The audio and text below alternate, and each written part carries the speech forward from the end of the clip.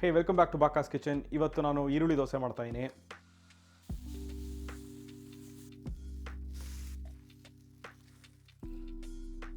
So ನಮ್ಮನೆಯಲ್ಲಿ ದೋಸೆ ಹಿಟ್ಟು ಮಾಡಿದ್ಮೇಲೆ ಸ್ಟಾರ್ಟಿಂಗಲ್ಲಿ ಪ್ಲೇನ್ ದೋಸೆ, ಮಸಾಲೆ ದೋಸೆ, ಒಂಥರ ದೋಸೆ ಜೊತೆಗೆ ಸಾಗು ಆಗುತ್ತೆ. ಕೊನೆಯಲ್ಲಿ ಒಂದು ಸ್ವಲ್ಪ ದೋಸೆ ಹಿಟ್ಟು ಮಿಕ್ಕಿದಾಗ ನಾವು ಈರುಳ್ಳಿ ದೋಸೆ ಮಾಡ್ತೀವಿ. ಸೊ ದೋಸೆ ಹಿಟ್ಟು ಆಗಲೇ ರೆಡಿ ಇದೆ ನಾನು ಮಾಡಿರೋದು. ನಿಮಗೆ ನನ್ನ ದೋಸೆ ಹಿಟ್ಟಿಂದು ರೆಸಿಪಿ ಬೇಕು ಅಂದರೆ 2 ರೆಸಿಪಿ ಇದೆ. ಸೊ ಅದೆರಡನ್ನೂ ನಾನು ವಿಡಿಯೋ ಡಿಸ್ಕ್ರಿಪ್ಷನಲ್ಲಿ ಹಾಕಿರ್ತೀನಿ. ಅಲ್ಲಿರ್ಬೇಕಾದ್ರೆ ಹಾಗೆ ಲೈಕ್ ಮಾಡಿ ಸಬ್ಸ್ಕ್ರೈಬ್ ಮಾಡ್ಕೊಳ್ಳಿ. ಇವಾಗ ಶುರು ಮಾಡೋಣ. ಮೊದಲು ಇದಕ್ಕೆ ನಾವು ಈರುಳ್ಳಿನ ಕಟ್ ಮಾಡ್ಕೊಬೇಕು. ಒಂದು ದೋಸೆಗೆ ಒಂದು ಅರ್ಧದಿಂದ ಮುಕ್ಕಾಲು ಈರುಳ್ಳಿ ಬೇಕಾಗುತ್ತೆ. ಇದನ್ನು ಆದಷ್ಟು ತೆಳ್ಳಗೆ ಆಮೇಲೆ ಸಣ್ಣಗೆ ಹೆಚ್ಕೊಬೇಕು. ಆವಾಗ ದೋಸೆ ತಿರುವಾಕ್ದಾಗ ಫುಲ್ಲು ಚಾರಾಗುತ್ತೆ, ಅದು ಚೆನ್ನಾಗಿರುತ್ತದು. ಅದಾದಮೇಲೆ ಒಂದು 5 ಹಸಿಮೆಣ್ಸಿನ್ಕಾಯಿ ಹೆಚ್ಕೊತಾಯಿನಿ. ನಿಮ್ಗೆ ಎಷ್ಟು ಖಾರ ಬೇಕೋ ಅಷ್ಟು ಹಾಕ್ಕೊಬೋದು.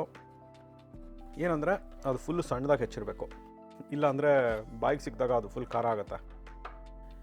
ಓಕೆ, ಒಂದು ಕೈ ಹಿಡಿಯಷ್ಟು ಕೊತ್ತಂಬರಿ ಸೊಪ್ಪು, ಇದನ್ನು ಅಷ್ಟೇ ಸಣ್ಣದಾಗಿ ಹೆಚ್ಕೊತಾಯಿನಿ. ಆಮೇಲೆ ಒಂದು ಅರ್ಧ ಕ್ಯಾರೆಟ್ ಹಾಕ್ಕೊತಾಯಿನಿ. ಇದನ್ನು ಸಣ್ಣದಾಗಿ ತುರ್ಕೊತಾಯಿನಿ. ಓಕೆ, ಇದನ್ನು ಅಷ್ಟೇ ಎಷ್ಟು ಬೇಕೋ ಅಷ್ಟು ಹಾಕ್ಕೊಬೋದು. ಇವಾಗ ಇದು ಫುಲ್ ಸಗದಾಗಿದೆ ನೋಡೋಕ್ಕೆ. ಕೊನೆಯಲ್ಲಿ ಇದಕ್ಕೆ ನಾನು 1 ಟೀ ಸ್ಪೂನಷ್ಟು ಜೀರಿಗೆ ಹಾಕ್ತಾಯಿನಿ. ಜೀರಿಗೆ ಇದಕ್ಕೆ ಸಖತ್ ಒಳ್ಳೆ ರುಚಿ ಕೊಡುತ್ತೆ, ಅದು ಬಾಯಿಗೆ ಸಿಕ್ಕಿದಾಗ ತುಂಬ ಚೆನ್ನಾಗಿರುತ್ತೆ. ಓಕೆ, ಇದನ್ನ ಇವಾಗ ಕೈಯಲ್ಲಿ ಚೆನ್ನಾಗಿ ಕಲಿಸ್ಕೊಂಡು ಸೈಡಲ್ಲಿ ಇಟ್ಕೊಳ್ಳೋಣ. ಓಕೆ, ಇವಾಗ ದೋಸೆ ಹಿಟ್ಟು ರೆಡಿ ಇದೆ, ಈರುಳ್ಳಿ ಮಿಕ್ಸ್ ಎಲ್ಲ ರೆಡಿ ಇದೆ. ದೋಸೆ ಮಾಡ್ಕೊಳ್ಳೋಣ. ಇವಾಗ ಅದನ್ನು ಮಾಡೋಕ್ಕಿಂತ ಮುಂಚೆ ನಿಮ್ಮಲ್ಲಿ ಯಾರನ್ನು ಸಬ್ಸ್ಕ್ರೈಬ್ ಮಾಡ್ಕೊಂಡಿಲ್ಲ ಅಂದರೆ ನನ್ನ ಚಾನಲ್ಗೆ ಸಬ್ಸ್ಕ್ರೈಬ್ ಮಾಡ್ಕೊಳ್ಳಿ. ಆಮೇಲೆ ಈ ವಿಡಿಯೋ ನಿಮ್ಗೆ ಇಷ್ಟ ಆಯಿತು ಅಂದರೆ ಲೈಕ್ ಬಟನ್ ಮೇಲೆ ಕ್ಲಿಕ್ ಮಾಡಿ, ಅದು ನಂಗೆ ಸಖತ್ ಹೆಲ್ಪ್ ಆಗುತ್ತೆ. ಇವಾಗ ತವಾನ ಒಲೆ ಮೇಲೆ ಇಟ್ಕೊಳ್ಳೋಣ.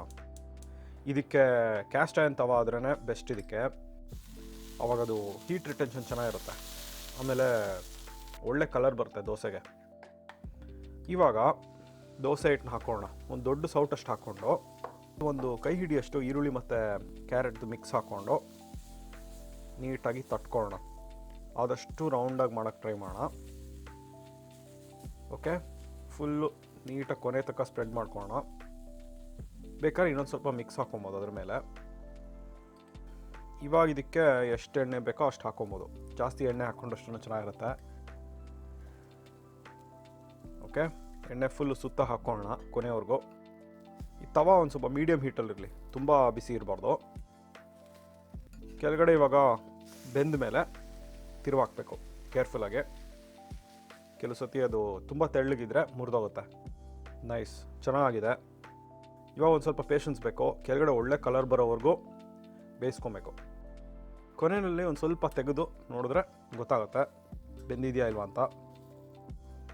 ಬೆಂದ ಮೇಲೆ ಅದನ್ನು ತಿರುವಾಕೋದಷ್ಟೆ. ವಾವ್, ಸಖತ್ತಾಗಿದೆ. ಫುಲ್ ಆ ಕಲರ್ ನಂಗೆ ಸಖತ್ ಇಷ್ಟ ಆ ಥರ ಬಂದಾಗ.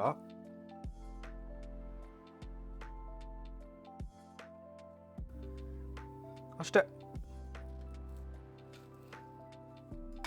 ಓಕೆ, ಸೊ ಇದು ನನ್ನ ಈರುಳ್ಳಿ ದೋಸೆ. ಆ್ಯಕ್ಚುಲಿ ಇದು ಸಖತ್ತಾಗಿ ಬಂದಿದೆ. ಇದ್ರ ಜೊತೆಗೆ ಸಾಗು ಸಖತ್ತಾಗಿರುತ್ತೆ. ಈ ಸಾಗು ರೆಸಿಪಿನೂ ವಿಡಿಯೋ ಡಿಸ್ಕ್ರಿಪ್ಷನಲ್ಲಿದೆ, ಸೊ ಅದನ್ನು ಟ್ರೈ ಮಾಡಿ.